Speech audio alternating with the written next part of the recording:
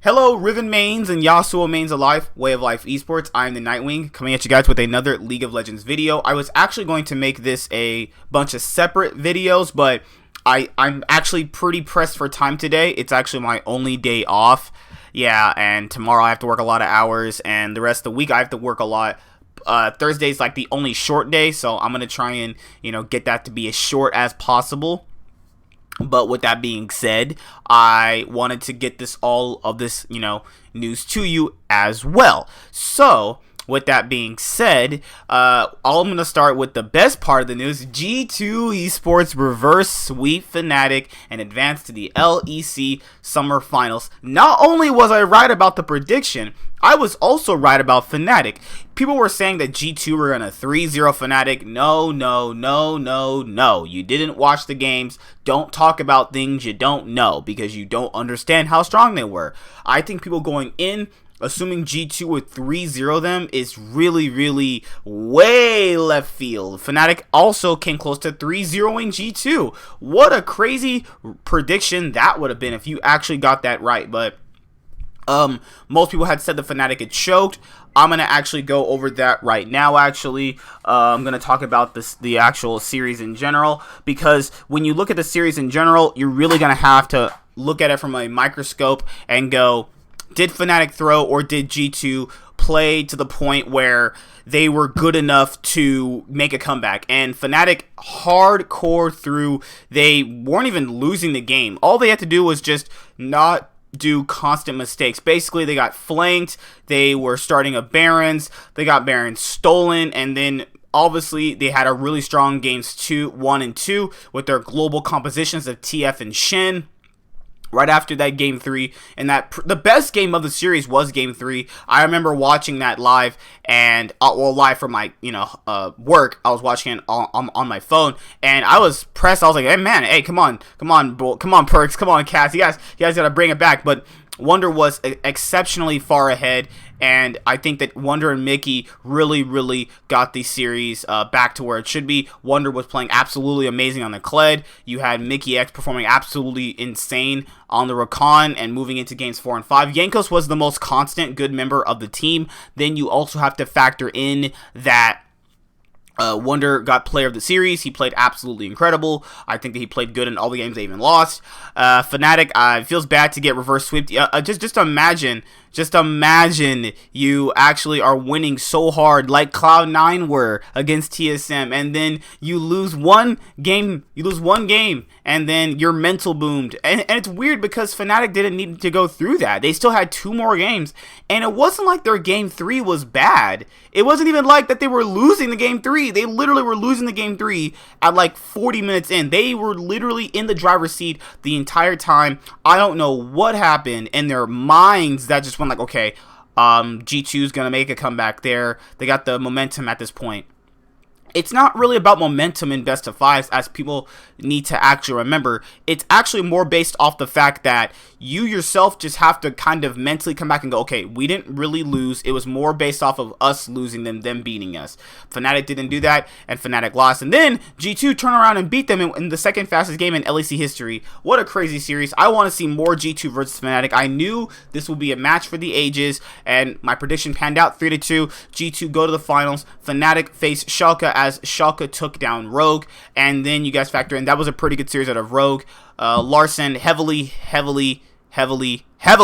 through the game, the infamous game 3, in which they probably could have brought it back to a 5-game series. Rogue definitely were in the driver's seat more than Schalke in that series, and rookie mistakes plagued them. They obviously did not play as well as they did against Splice, but they did play good. Finn was popping off on the Aatrox. You had a lot of the players actually playing really well. They just basically were outmatched in terms of veteran status, and That obviously can happen when you're playing against rookie teams like Rogue, but Schalke are now going to face Fnatic in the third semifinal round of the LEC. I'll be previewing that match as well later on in the week, right before the matches start on Friday, and then Saturday is I think when Fnatic and Schalke play. And then on Sunday is when G2 will be playing again, and we'll see if G2, like Team Liquid and like SKT, can make it back-to-back for their years of these super teams. Definitely, this is the year of the super teams for the major regions, even considering the the LPL. The LPL also had my RNG boys making it to the finals, actually, after their super team. Not really a super team for RNG, but IG won in the spring, and they were considerably a pretty powerhouse team. But only besides the LPL didn't have super teams, and really goes to show if you have super teams, you're probably 99.99% guaranteed gonna win 2 splits in a row. That's crazy, right? So yeah, G2 take down Fnatic.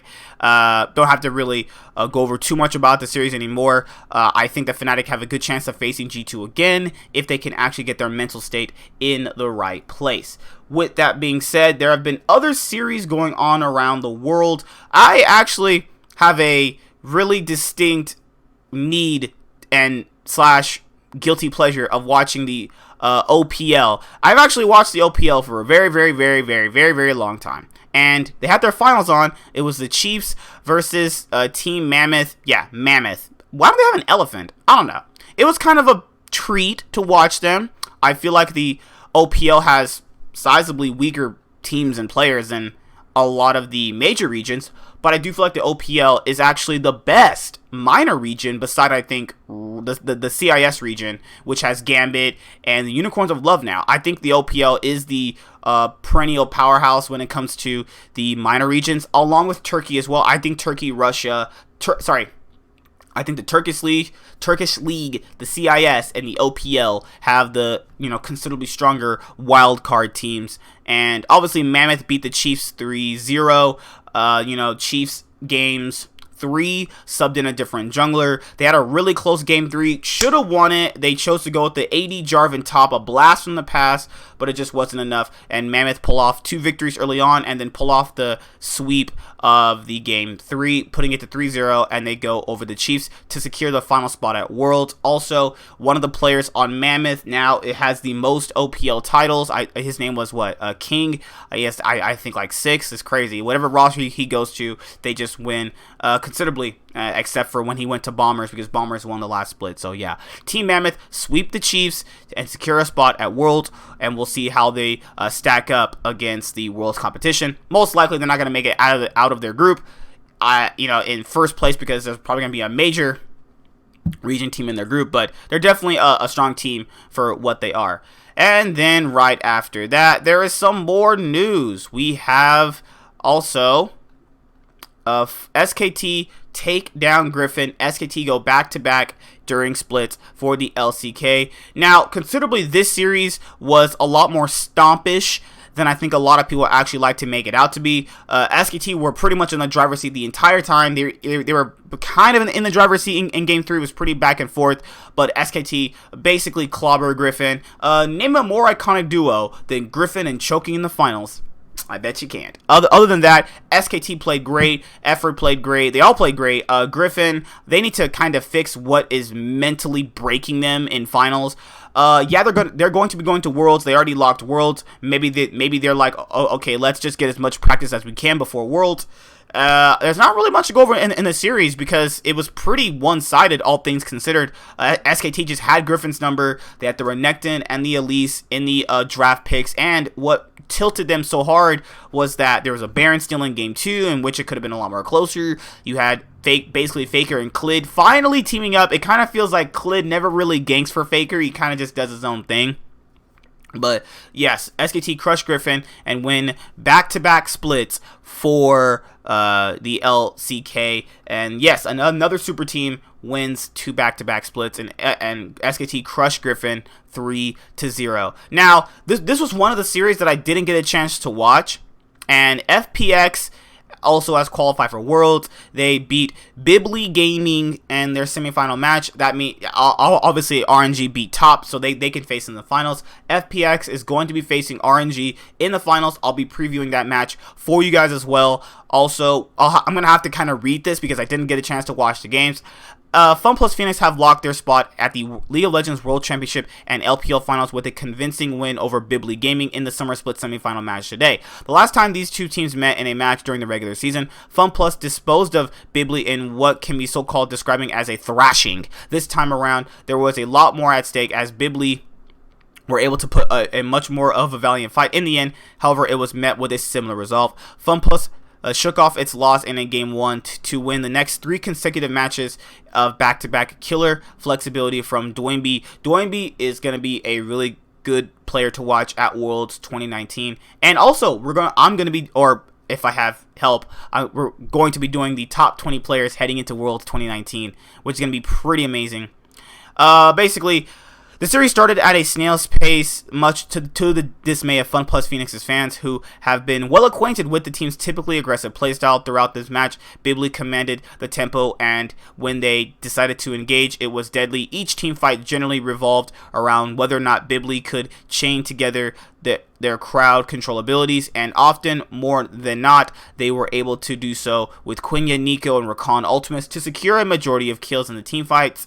It was a different story in the following 3 games. FunPlus began to play like their old selves, particularly their mid laner Doinby. In the second game, he played much more aggressively, and although it did not result in any early kills, it did net the team close to 1,000 bonus gold from turret plating. From there, they were able to snowball quite easily and level the series at 1 match each. Basically, FunPlus dismantled Bibli, and I'm glad FunPlus is able to actually make it to the finals and get their world spot. FunPlus is going to be such a treat to watch. This team is so fun to watch. I do believe they could have a potential of making semifinals at Worlds, but we're going to have to see who else is going to make it to the other spots of Worlds, because there's only a few more spots left to actually lock in. And if you actually go on the LEC page, they locked in Coach of the Split and Rookie of the Split. LEC news, they've actually did it so far, and they see it was on their LOL Esports. It was on their Twitter page. Yep, I have the news right here for you guys. Let me get it for you right now. Basically, Rookie of the Split is Inspired, and Coach of the Split is Grabbz. So yes, Rookie of the Split being Inspired, I think he played really, really well. Larson played well too. There was a decent amount of rookies, but I think Inspired stood head and shoulders above the rest of his rookie competition. Grabbz winning the Coach of the Split for G2. Obviously, it may look like a lot more easier when you have a bunch of superstar players to work with, but we've obviously seen that not be the case with a lot of coaches as well. But I feel like that Young Buck should have won last split because Young Buck did a better job, I feel like, than Gyoto on Origin. But yeah, these are the Coach and Rookie of the Split for the LEC at the current point in time. So see you guys later. Like, comment, subscribe. Most of all, enjoy. I'm the Nightwing, and Way of Life Esports is signing out. I'm going to be previewing the last 2 final matches, FPX versus RNG, and I'm going to be previewing the last 2 LEC series of G2 versus whoever they're going to face, and Fnatic versus Schalke. And I already previewed the NA Gauntlet, so go and actually go and watch that. And that's it. I'll see you guys later. Bye. Have a good day. Hashtag G2 win D2 Army. Hi there, guys. Be sure to like and subscribe to the channel for more stuff. Yeah, thank you.